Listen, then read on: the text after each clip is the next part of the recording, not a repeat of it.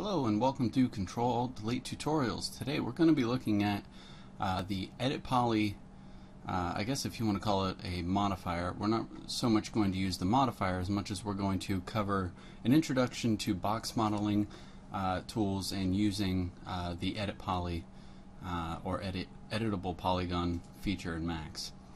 So if you're not too familiar, you do have these primitive shapes that you can start off with, and these are very simple shapes: boxes, spheres, cones, teapots. Always got to have a teapot. But what I want to show you is the way that we can start creating some objects. So here I've got a relatively like 20 by 20 by 20 box, and as we can see, this box is made up of polygons. Now, right now, when I go into the Modify tab, we can see this is called box 01. Here in the what's called the Modifier Stack, we have this object called box. Now currently as a box we can easily control the length, the width, and the height of our object. Now that's only if we create our object in the top view or the perspective view. As you can see, if I go into the front view by hitting F and I create another box that is relatively about the same size, my box here.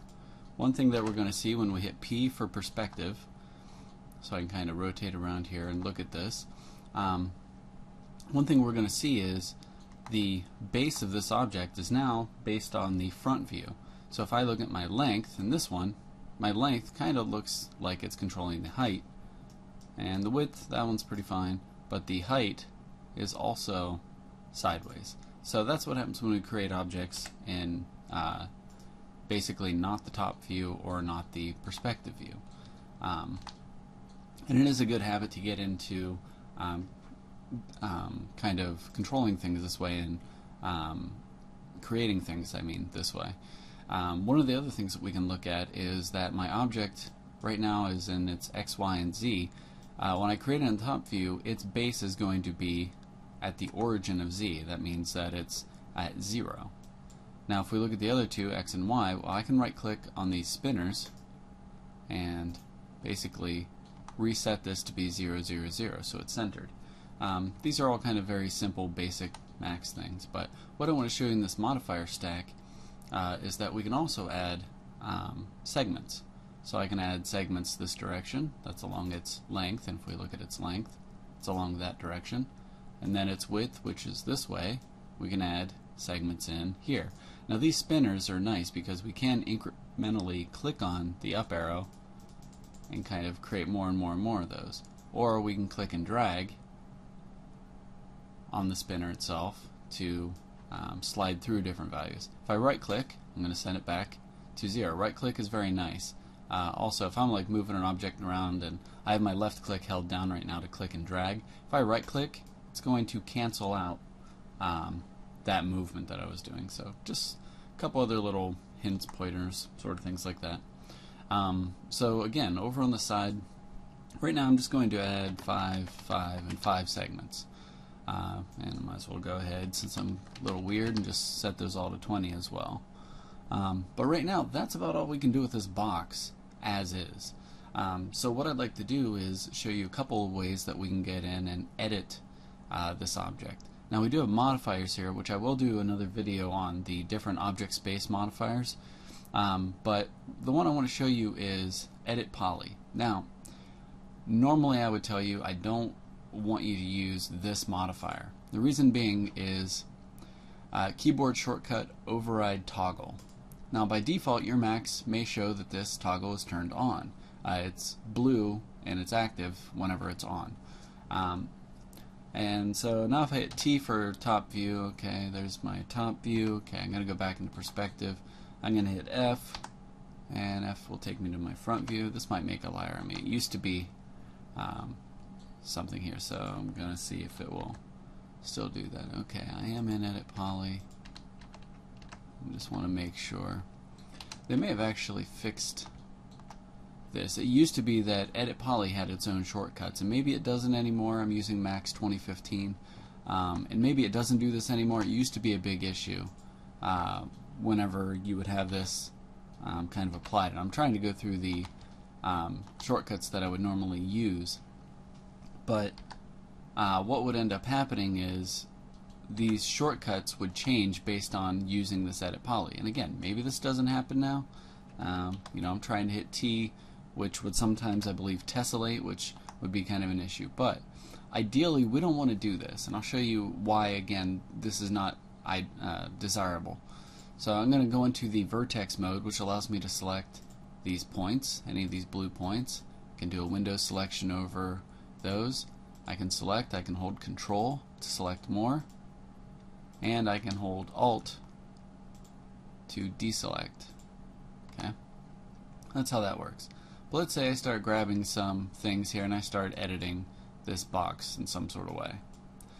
Well, the modifier stack works very much like a layer in Photoshop, where in this case whatever is above this box layer is driven by the box layer still, or the layer underneath, but this is controlling a new modification to it. So let's say I go back to box and it's going to tell me, oh, a modifier exists in the stack that is dependent on the topology. Changing the parameters may have undesirable effects. Of course it will, based on what we're about to do. So now I'm back down into the box setting. And if I start saying, yeah, I want to change my length, that's not so bad. Nothing really weird happens there. Change the width, nothing bad there. Height, nothing really too bad there. But as soon as we go into the segments, it doesn't know what to do, because we're effectively changing the topology of this box. So I turn that back on. If I set these all back to 1, well, it doesn't have those polygons there to do what it did here before.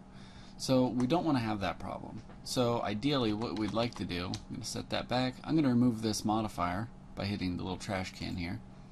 And instead what I'm going to do is convert this object from a box to an editable poly. Sorry.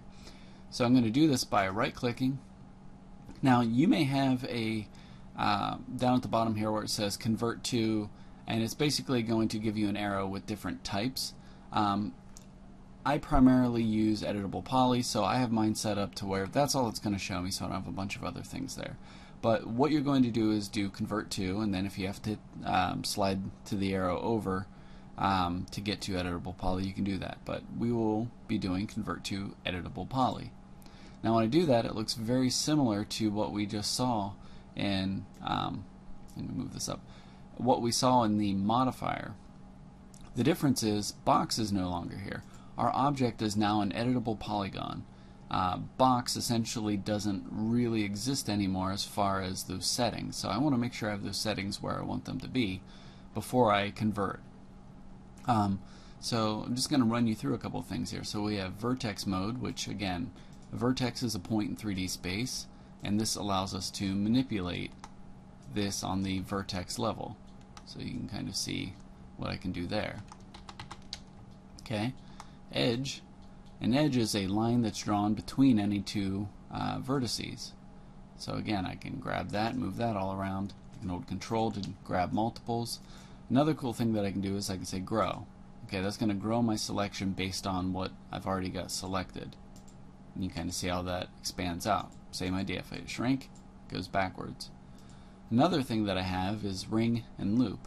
Now with ring, if I have this selected and I hit, or with loop, sorry, I select this edge, I click loop, it's going to select all of the edges that go around the box back to where I started. It loops around the box. Now if I select ring, ring actually runs parallel to that selection. So you can kind of see how that works. What's nice about that is I can select, I can go to my scale here, and I could scale this out in all directions. Now the shortcut for a loop is to just double click on an edge and it will select all of them just the same.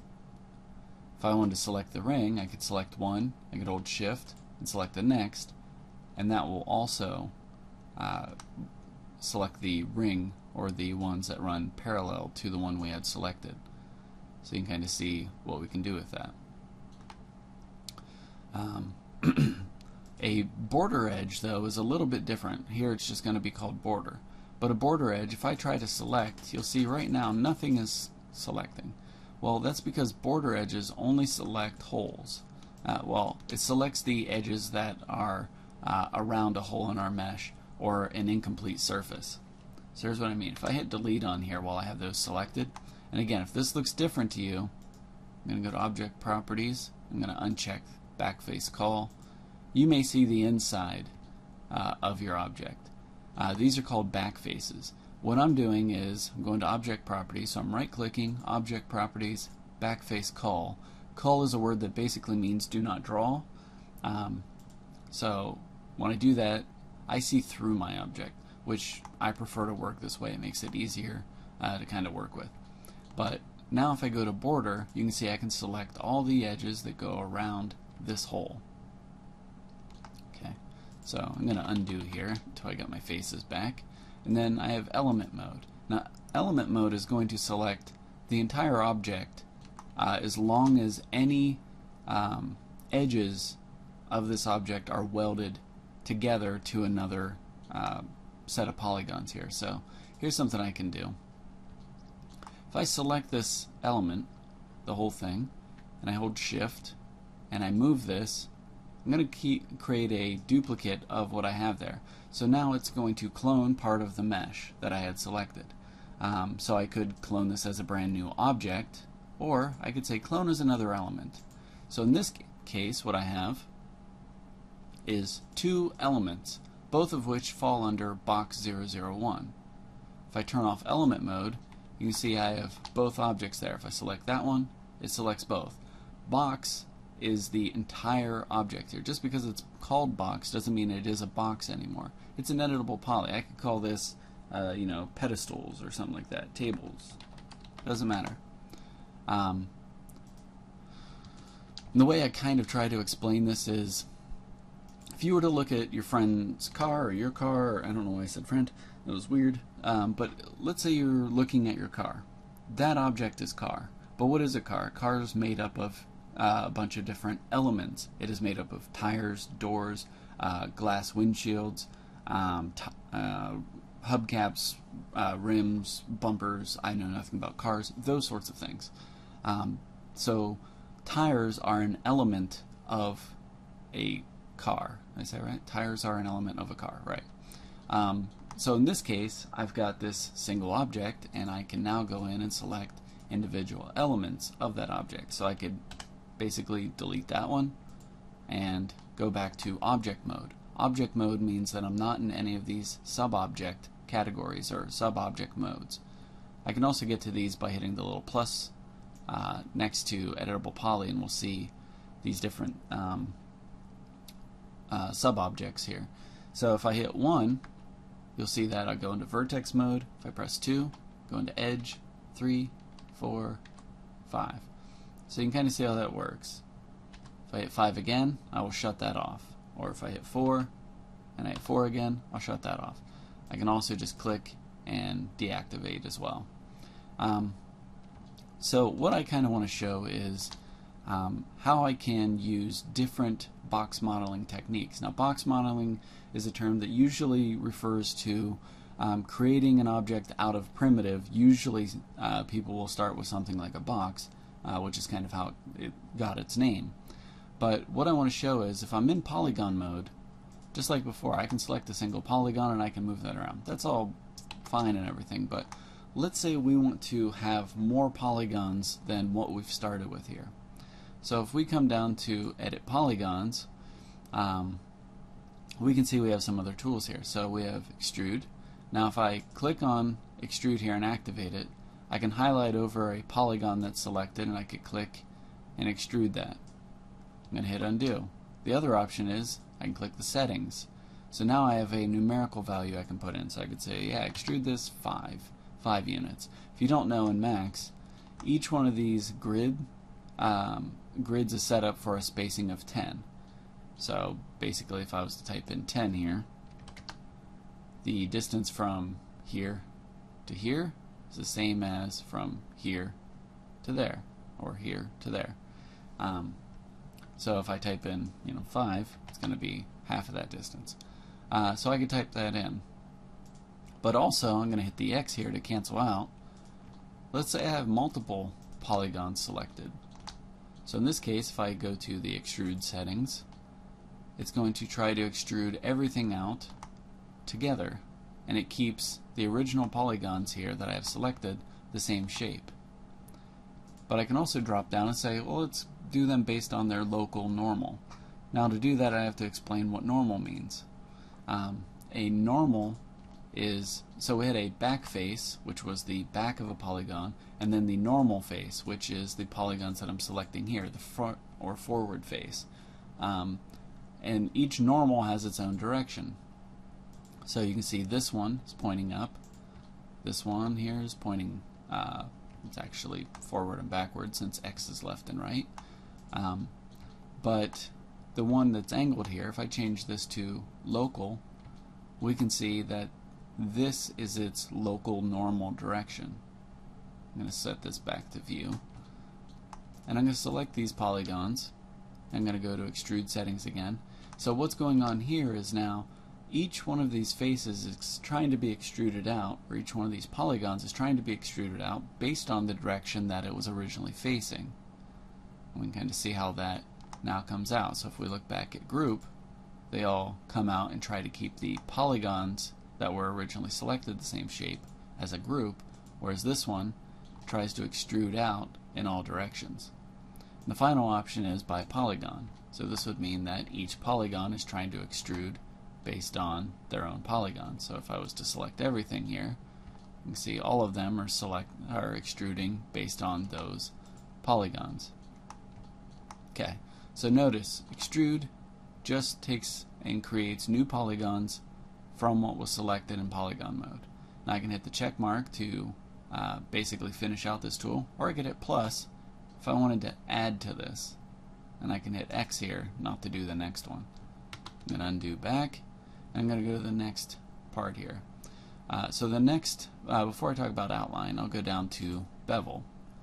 So I'm going to select all these polygons here. Now again, I could technically extrude out, and then the second part allows me, once I release left click, to change what's called the outline, which you can see the name there, outline. So I'm going to go to the settings instead. So again, I can type in an amount here, let's say 10, and I can change the outline. So we see the word outline there. That will make sense with this. So this changes basically the let's say like the width of that selection, but it allows for that bevel. So we have the extrude height and the outline. Okay, I'm going to cancel that. Bridge we'll get to later. And then we have inset. I'm going to go directly to the settings here. So again, we have the inset. So what it's doing is it's extruding without height, but it's using that outline setting, which in this case is just called amount, but it's basically extruding inward without any height. Cancel that. And then if I do outline, finally, outline will do kind of the last part of what bevel was doing, but again, there's no extruding at all happening here, so there's no new polygons being generated. So ideally, bevel does what extrude and outline do together. So I could extrude this object and then go to the outline. Oh, wait. Extrude by group, outline. So I could do it in 2 steps, or I could simply do it in 1. So that's extrude, bevel, outline, inset. Bridge is something that's better off done in edge mode, so we're not going to worry about bridge. A lot of these tools kind of work better in different settings, or different sub-objects there. Flip, on the other hand, if I was to select all the polygons and click flip, now my object is essentially inside out. And that may look kind of weird, but if I wanted to make, the interior of a room and have these be walls, that's kind of how I could go about that. I'm going to select everything again and say flip, so it's facing the right direction here.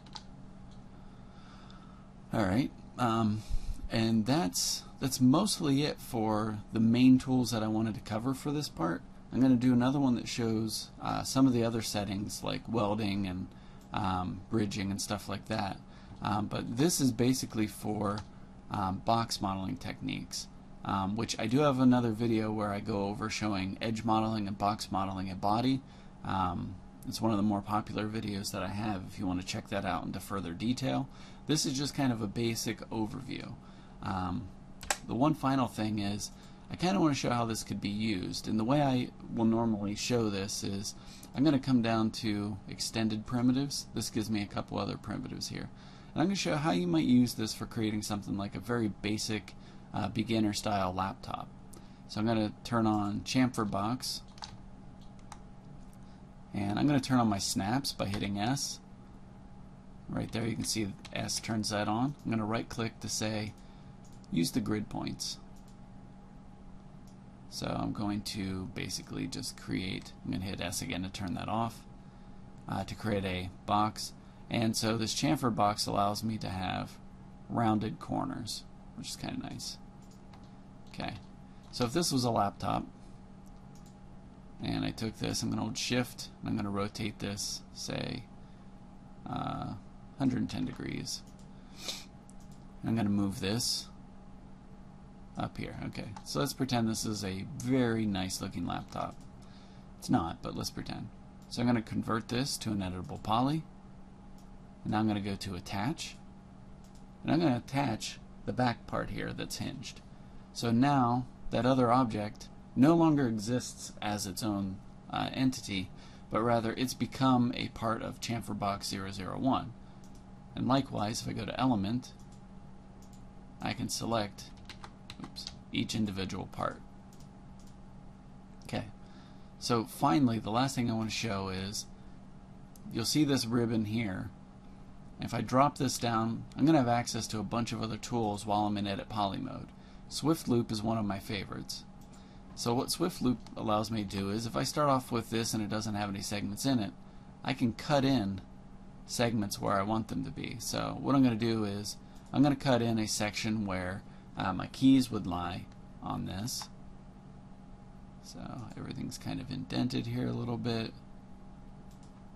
And then I'm going to need the area where the touchpad's going to be. It's kind of a big touchpad, but oh well. Okay. Now I'm going to take this section and I'm going to come down to bevel, and that's a little high, so I'm going to right click on each of these to set them to 0 and zoom in a little, and I'm going to extrude down. That's far enough, and I'm going to use the outline setting to bevel this in just ever so slightly. Okay, like that. Alright, so that's where my keyboard buttons are going to be. Now I'm going to take this pad that I have here. You know what? I'm actually going to Swift Loop center of this keyboard right there. And I'm going to create some buttons.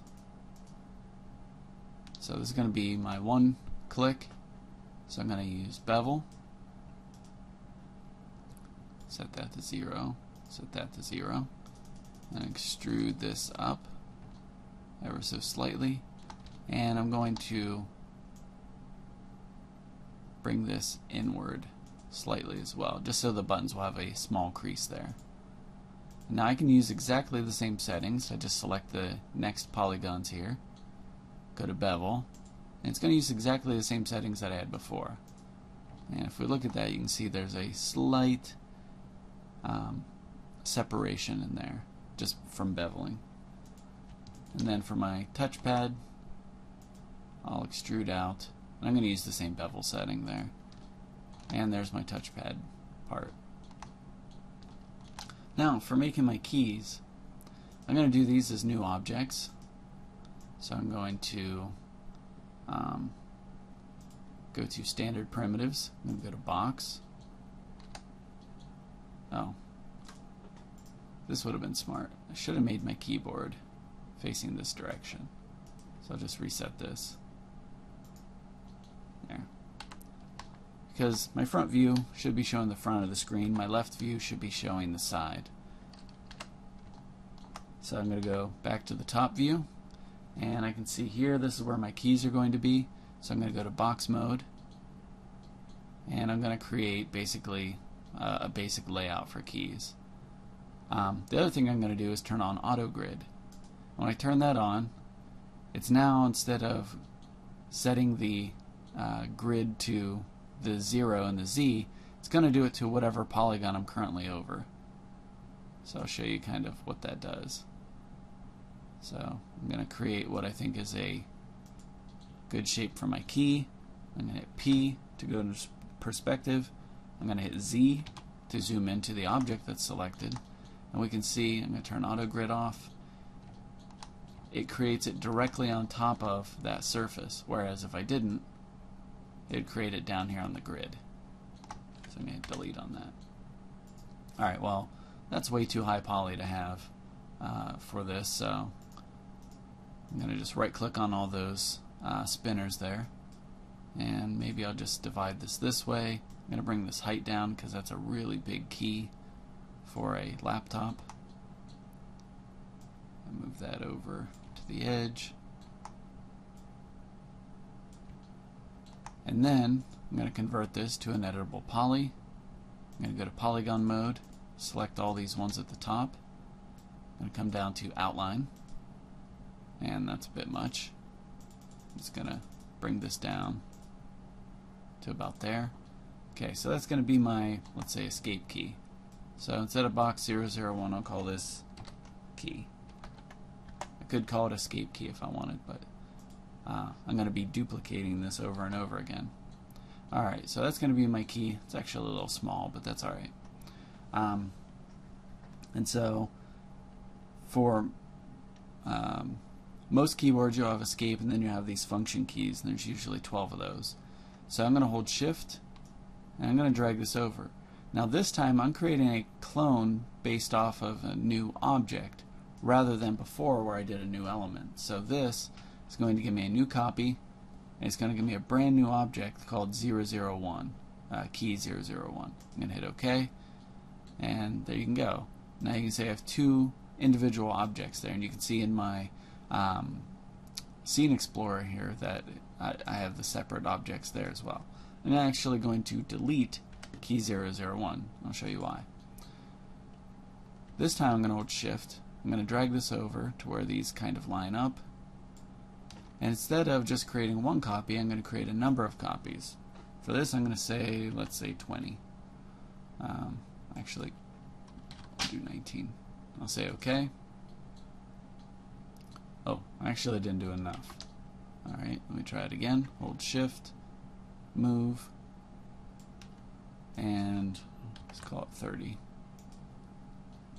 So what I'm going to do is delete the ones I don't need. So I don't need that one, that one, that one, and that one. This one's kind of running into the other one here. So let's see. I'll just delete that one for now. It's fine. And I'm going to select all my objects over here called key. So click that one, hold shift, click that one, and I'm going to move these over, and I'm going to scale these in just the X direction. Oh wait, I'm going to change my pivot point type. Right now it's scaling based on the pivot points of all of them. So that's use pivot point center. I want to use selection center, this one. So this will scale all of them from here. And that's pretty good. Now ideally you'd want to make your keys actually be arranged the way that keys would. Currently the way that I have them, wouldn't really work that way. Oops. So I'm going to hold shift, I'll move these down, and I'm going to give myself, 9 rows. Okay. And then I'm going to just edit this. So I'm going to select all these keys again. All 260. That's a lot of keys for standard keyboard. Just going to move that down. I'm going to go back to Edit Poly here. I'm going to move that section down a little, and this section up a little. There we go. Now, like I said, you'd want to arrange these like actual keys. You know, you'd have a space bar here. So what I could do is say, okay, my space bar is going to be pretty wide, so I'll use that. I'm going to take this one, I'm going to go into the top view, I'm going to grab this section, pull this all the way over, and then move that a little more towards the middle of that. Alright, so there's my space bar on my keyboard that has way too many keys. Another thing I could do is, okay, normally your tab key is a little bit wider, so I could do that. Go to the top view. And move these over. I just do this for organization purposes. Okay, so there's that. And then finally, I need a screen on here. So for the screen, I'm just going to Inset, hit Check, do Extrude, right click on the spinner, and set the screen in a little bit. Okay. And then normally you would have ports here on the side. You know, maybe I'll select these two. I'll extrude those back.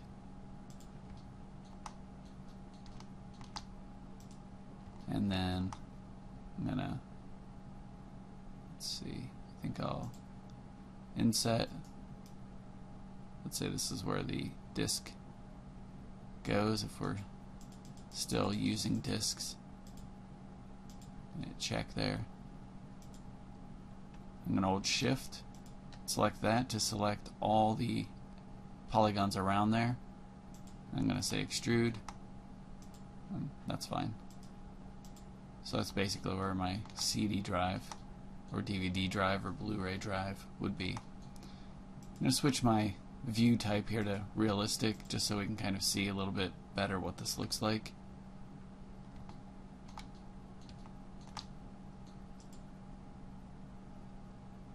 And we can kind of make out these, you know, different sections that I added here. Let's make this a little bit larger. But that's kind of it for box modeling. That's the typical things that you would use when box modeling. I could obviously select my chamfer box here and say, you know, let's attach these keys. I can select all the keys from this list. Another good reason to name everything. Okay, there. Now all of my objects there are basically one thing. So now I just have chamfer box, which would be silly to leave it named that. Let's go ahead and name it laptop. And there we go. So, thanks for watching this video. I hope you liked it. Please subscribe if you are interested in doing this type of stuff. I try to post a lot of videos.